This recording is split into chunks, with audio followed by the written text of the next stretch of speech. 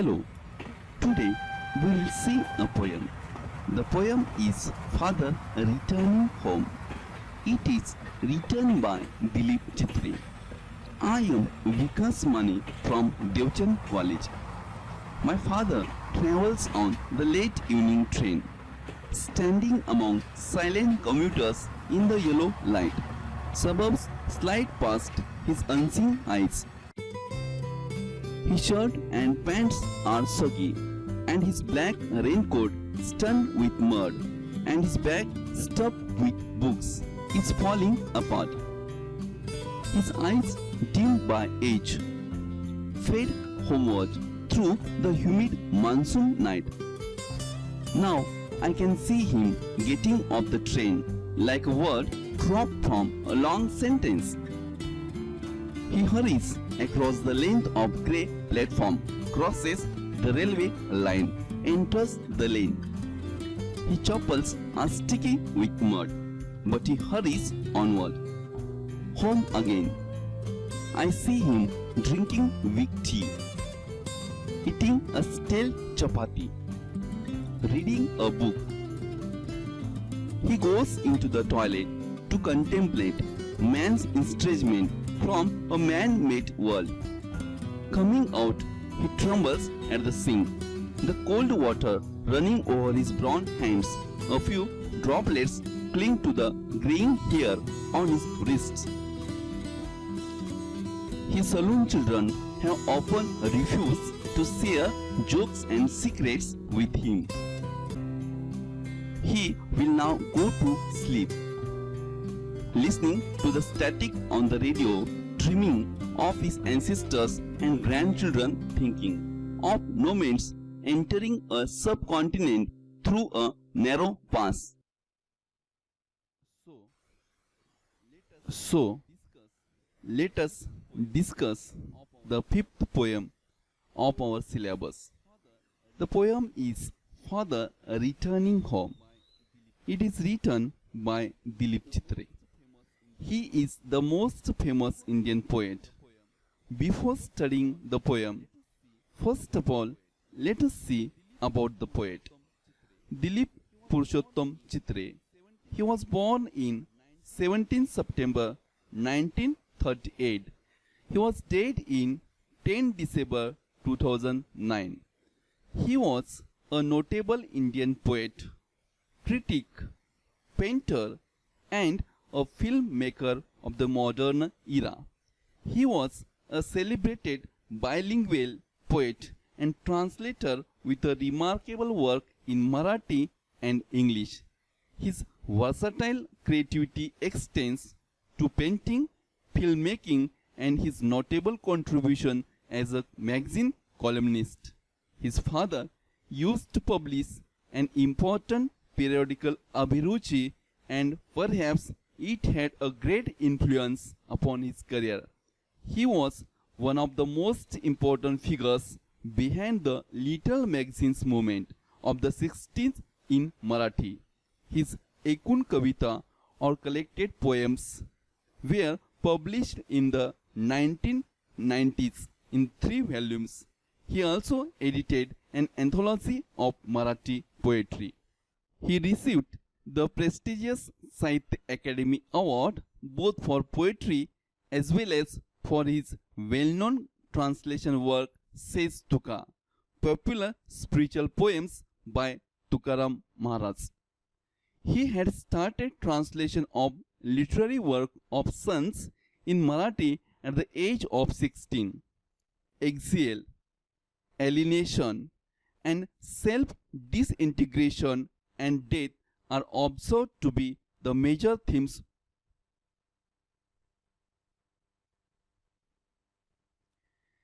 He received the prestigious Sahitya Academy Award both for poetry as well as for his well-known translation work Says Tuka, popular spiritual poems by Sant Tukaram. He had started translation of literary work of sons in Marathi at the age of 16. Exile, alienation, and self-disintegration, death are observed to be the major themes of his work. This poem is taken from Traveling in a Cage. It draws a portrait of suburban commuters. It depicts his dull, monotonous executing an equal pitiable daily routine. It describes a forced alienation at home, which reflect through the stale food and lack of sharing. His children refuse to share their joys and sorrows with the hard-working father, who, as a result, is forced to retire into solitude. This is very painful. Loneliness is a symbol of man's isolation from the materialistic man-made world. Friends, let me tell you in Marathi. Dilip पुरुषोत्तम चित्रे यांचा जन्म 17 September 1938 साली झाला व त्यांचा मृत्यू 10 December 2009 साली पुणे येथे झाला. ते एक द्विभाषिक कवी होते. मराठी व इंग्रजी भाषेवर त्यांचे प्रभुत्व होते. ते एक उत्तम अनुवादक होते. बरेच लेखन त्यांनी इंग्रजीतून मराठीत व मराठीतून इंग्रजीत भाषांतर केले आहे. एक अष्टपैलू व्यक्तिमत्व. आपल्या सृजनशीलतेने चित्रकला, चित्रपट निर्मिती आणि मासिक स्तंभलेखन या क्षेत्रामध्ये उल्लेखनीय योगदान दिले आहे. त्यांना त्यांच्या कवितेसाठी तसेच संत तुकाराम महाराज यांनी लिहिलेल्या अभंगाचे अनुवादन लेखन सेस तुका तुका म्हणे या लेखनास त्यांना साहित्य अकादमी पुरस्कार मिळालेला आहे. त्यांनी वयाच्या 16व्या वर्षी मराठीमधल्या संतांच्या कार्याचा अनुवाद करणे सुरू केले. त्यांच्या कार्यात वनवास, परकेपणा, एकांतवास म्हणजे स्वविघटन आणि मृत्यू हा आशय पाहण्यास मिळतो. प्रस्तुत कविता ही ट्रॅव्हलिंग इन अ केज या साहित्य संग्रहातून घेतली आहे. या कवितेत उपनगरीय लोक जे नियमित काम करण्यासाठी प्रवास करतात त्यांचे चित्र दाखवले आहे. त्यांचा कंटाळवाणा, निस्तेज, थकवा आणणारा करुणाजनक दैनंदिन काम दाखविले आहे. ते नेहमी घरात राहून सुद्धा एकटे असतात. ते इतरांसोबत बोलत नसतात. शिळे अन्न खातात. त्यांची मुले त्यांच्या कष्टाळू वडिलांच्या बरोबर आपला आनंद, आपले दुःख व्यक्त करत नाहीत. त्यांचे वडील एकटे राहतात. ते एकांतवासात राहतात. त्यामुळे मुले सुद्धा आनंद व्यक्त करत नाहीत. सदर कवितेमध्ये माणूस भौतिक जगामध्ये कसा एकटा राहतो याचे वर्णन केले आहे. So friends, let us study the poem. The poem is Father Returning Home. It is an autobiographical poem. The poet shows the loneliness of an old man in the modern society. The poem is a true account of the poet's father, Purushottam Chitre's life. The poem is expressive of the poet's feeling for his father at a later stage. He realized how he neglected and uncared for his father was, even after being the lone bread earner for the family. The poem consists of 2 stanzas of 12 lines each. It is written in free verse, with no particular meter or rhyme scheme followed. The language is easy and simple, but full of symbolic expressions and poetic devices like simile.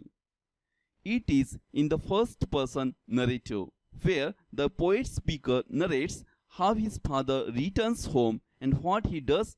So, let us see the first stanza of the poem. My father travels on the late evening train, standing among silent commuters in the yellow light. Suburbs slide past his unseen eyes. Let me explain these 3 lines. My father travels on the late evening train. The poem begins with the speaker's description of his father's traveling home. The father is traveling in a late evening train after finishing his work for the day. Late evening train may indicate how long the father works, so that it regularly gets that late for him to return home. Standing among silent commuters in the yellow light. The father is standing among silent passengers in the yellow light inside the train compartment. So hard, he is returning home standing on the footboard as he doesn't get a seat there to relax. The silent commuters are not friendly enough to converse with him or among themselves. The yellow light is not the best thing either to promote any cheerfulness. All these things further intensify his agony and make the journey monotonous. Suburbs slide past his unseen eyes. The suburbs are sliding past the moving train.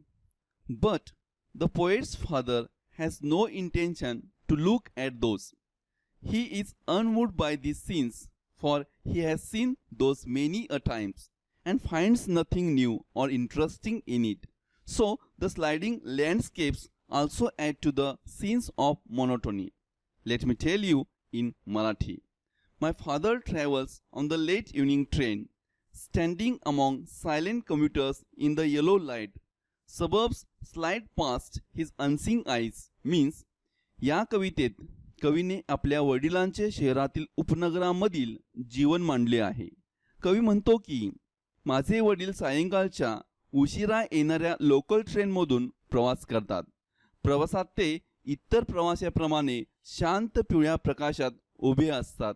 त्यांच्या डोळ्यासमोर शहरातील उपनगरे हळूहळू सरकत पुढे पुढे जात असतात की ज्याकडे वडिलांचे लक्षही नसते. So, let us see the next lines of the poem. His shirt and pants are soggy, and his black raincoat stained with mud, and his bag stuffed with books is falling apart. His eyes, dimmed by age, fade homeward through the humid monsoon night.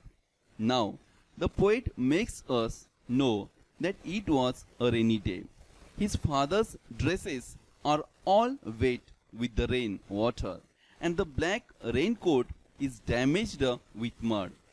The bag he was struggling to handle it. These lines are again indicative of the difficulties poet's father has to face during his journey. It gets even worse in the rainy season. The black raincoat might indicate the lack of color in his dull life. Again, his bag full of books hints that he was an educated and scholarly man.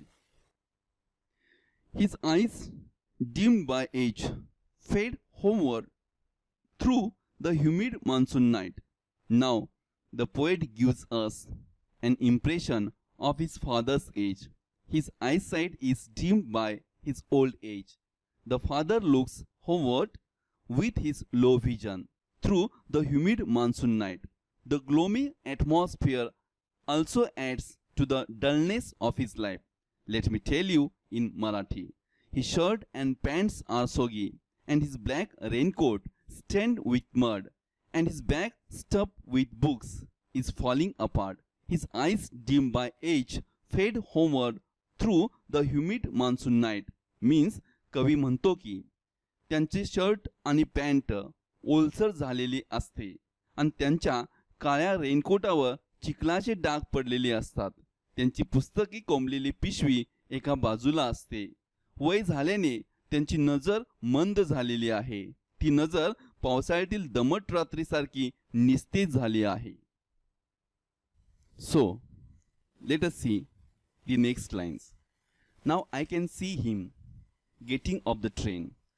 Like a word dropped from a long sentence, he hurries across the length of the grey platform, crosses the railway line, enters the lane.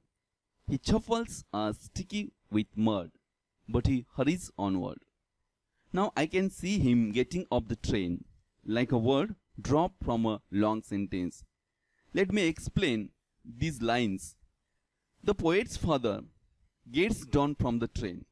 Here, Dilip Chitre has used a fine simile in comparing his father to an unimportant word in a long sentence.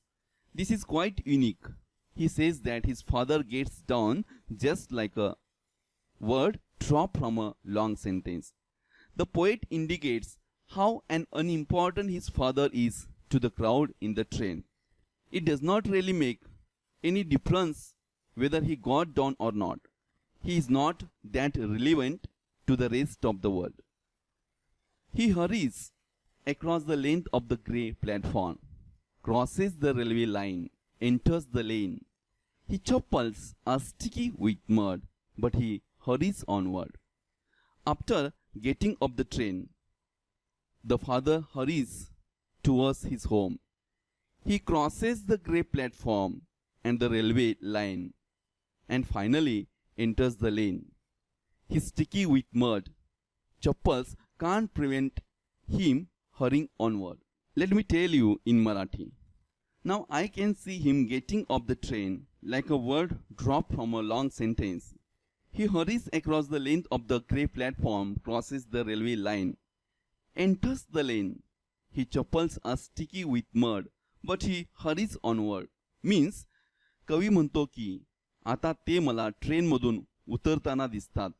जणू एखाद्या लांब वाक्यामधून शब्द गळून पडावा ते घाईघाईने लांब लचक असणारा मळकट प्लॅटफॉर्म ओलांडतात. रेल्वे लाईन ओलांडतात. एका अरुंद गल्लीमध्ये प्रवेश करतात. त्यांचे चप्पल चिखलामुळे चिकट झालेली असतात, परंतु ते घाईघाईत पुढेच जात असतात. Now we will see the second stanza of the poem. Home again, I see him drinking weak tea, eating a stale chapati, reading a book. He goes into the toilet to contemplate man's estrangement from a man-made world. Let me explain these lines. The poet sees his father reach home again like the other days. Then he sees him drinking weak tea and eat a stale chapati. The poet hints at how nobody cares for him even at home. But the man does not have any complaint with his tea or food, as he is used to it. As we see, he rather concentrates on the reading a book while having his tea. He has probably given up on expecting more care for his family members.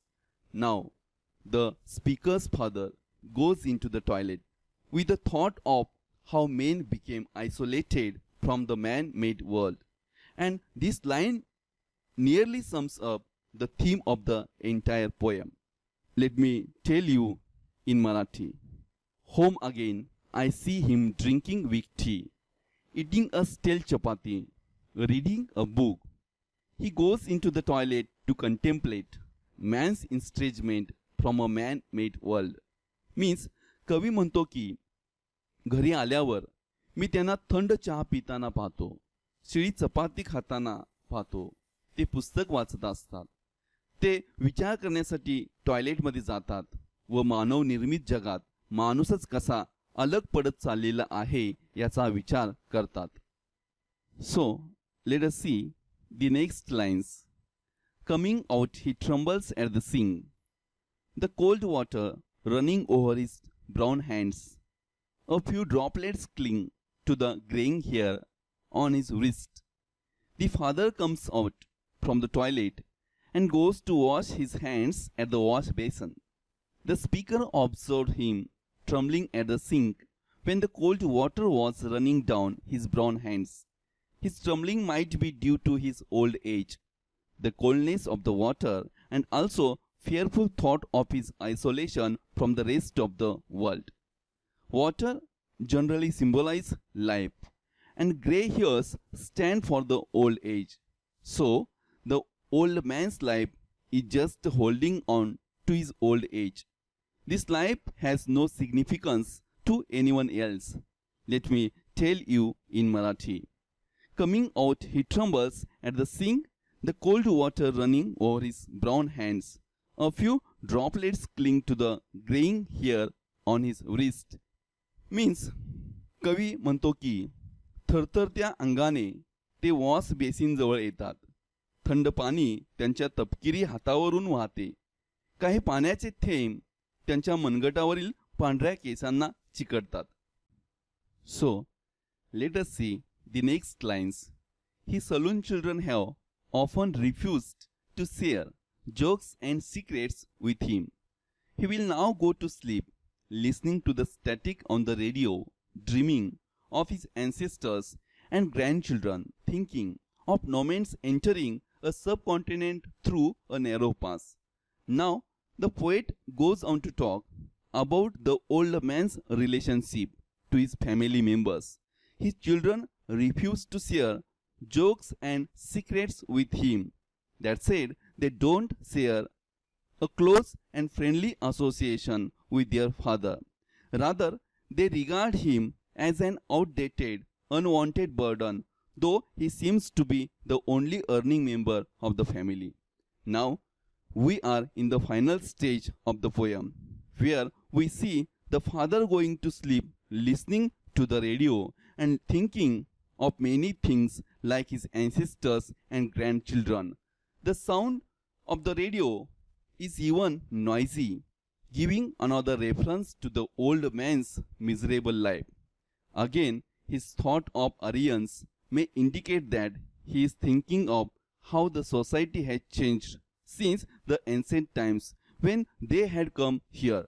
Now, this modern world has no place for the elderly people, has no one to think about their loneliness or care for them. Let me tell you in Marathi. His saloon children have often refused to share jokes and secrets with him. He will now go to sleep, listening to the static on the radio, dreaming of his ancestors, grandchildren, thinking of nomads entering a subcontinent through a narrow pass. Means, कवी म्हणतो की त्यांची white मुले त्यांच्याबरोबर विनोद किंवा गुपी ते share करत नाहीत. ते नुकसान भरपाई करण्यासाठी रेडिओ ऐकतात व झोपेत असताना त्यांना एकतर आपल्या पूर्वजांची किंवा नातवंडांची स्वप्ने पडतात. ते आपल्या स्वप्नात हिमालयातील खैबर खिंडीतून भारतीय उपखंडात येणाऱ्या पूर्वजांचा विचार करतात. ते एकतर भूतकाळ किंवा भविष्यकाळातच जगतात असे दिसते. So friends, the poem Father Returning Home by Dilip Chitre sympathizes with the old neglected people in our society. No doubt his message is well delivered here.